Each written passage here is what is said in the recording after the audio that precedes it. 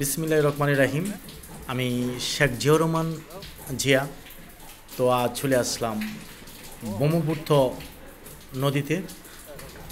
তো দেখতে পাচ্ছেন একটি মাঝি একটি শিশু বাচ্চাকে নিয়ে ওই পার থেকে ওই পারে পার করে দিচ্ছে। এটা হচ্ছে সেই ব্রহ্মপুত্র নদী। তো আজ আপনাদের এই ব্রহ্মপুত্র নদীটিকে দেখাতে চেষ্টা করব। তো ব্রহ্মপুত্র নদীটা এখন আর আগেরই পানির এক সময়কার যে পানির স্রোত ছিল, এই স্রোতগুলি আর নাই। এই নদীকে এখন মরা নদী বলা হয়। এই নদীতে এখন পানির কোনো স্রোত নেই। এখন নানান মানুষ বিভিন্ন লিজের মাধ্যমে সরকারের কাছ থেকে লিজ নিয়ে মাছ চাষ করে। তো তেমন একটা মানুষ পারাপারও হয় না। তো দেখুন এই ব্রহ্মপুত্র নদীটা পানি পানি অনেকটা পরিষ্কারই আছে। এখানে কিছু আশপাশের মানুষ গোসল করে, গরু মহিষদের গোসল করে এবং মানুষ নিজেও গোসল করে। তো পাশে কোনো ঘাট নেই, ইট দিয়ে বাঁধানো কোনো ঘাট নেই। এই মাটির ঘাটে মানুষ কিছু সংখ্যক মানুষ গোসল করে। তার পাশে রয়েছে আশ্রয় প্রকল্প। তো আশ্রয় প্রকল্পটা আমরা আপনাদের পরে দেখাবো। আগে ব্রহ্মপুত্র নদীটা আপনাদের দেখাতে চেষ্টা করতেছি। তো ব্রহ্মপুত্র নদীর পানিটি দেখেন, পানিটি একদম পরিষ্কার রয়েছে, গোসল করার উপযোগী এবং মানুষের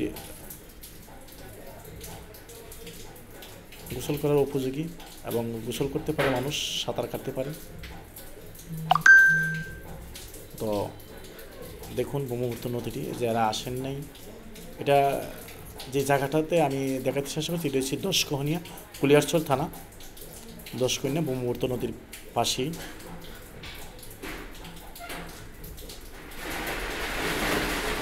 তো দেখতে পাচ্ছেন ব্রহ্মপুত্র নদীটা, এই যে মাঝি মাছ ধরতেছে, মাঝিরা নৌকা দিয়ে মাছ ধরে মাছের খাবার দেয়। তো আসলে নদীতে ঘোরাটা অনেকটাই ভালো লাগে। যারা নদী দেখেন নাই, নদীতে নৌকায় চড়ে নাই, তাদের অনেক শখ নৌকাতে চড়বে। তো পাশেই রয়েছে আশ্রয় প্রকল্প। সরকারি বেশ কিছু আশ্রয় প্রকল্প তৈরি করে দিয়েছে গরিব মানুষের জন্য, যাদের ঘর বাড়ি নেই তাদেরকে 300 শতাধিকের উপর ঘর বাড়ি সরকার এখানে করে দিয়েছে। তো আমি নদীর পরে আমি আশ্রয় প্রকল্পের যে ঘর বাড়িটি রয়েছে এটাও আপনাদেরকে আমার ভিডিওর মাধ্যমে আজকে দায়িত্ব করেছি। তো দেখুন, আপনারা আমার সাথে থাকুন।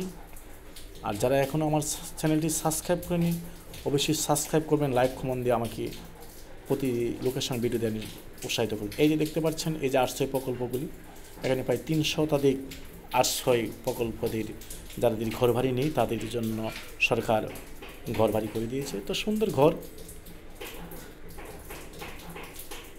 ইট দিয়ে সুন্দর করে ফাঁকা ঘর বানিয়ে দিয়েছে এবং অ্যাটাচ সিস্টেম বাথরুম রয়েছে, 2টি করে রুম এবং বারিন্দাতেও মানুষ ব্যবহার করতে পারে। সামনেও পিছনে বারিন্দা রয়েছে। তো যাদের বাড়িঘর নেই এদের বাড়িঘর এখন হয়েছে সুন্দর। আসলে এটি একটি প্রশংসার দাবিদার। তো এই আশ্রয় প্রকল্পের এই ঘরগুলি, যাদের ঘর বাড়ি নেই, তো দেখেন।